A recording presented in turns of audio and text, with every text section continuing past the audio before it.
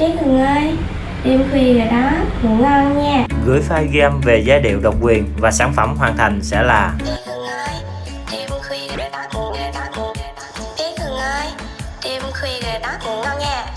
Nhớ nằm mơ thấy em đó, không là bị ma bắt đó nha, bắt đó nha. Biết Hường ơi, đêm khuya rồi đó, ngủ ngon nha. Nhớ nằm mơ thấy em đó, không là bị ma bắt đó nha, bắt đó nha.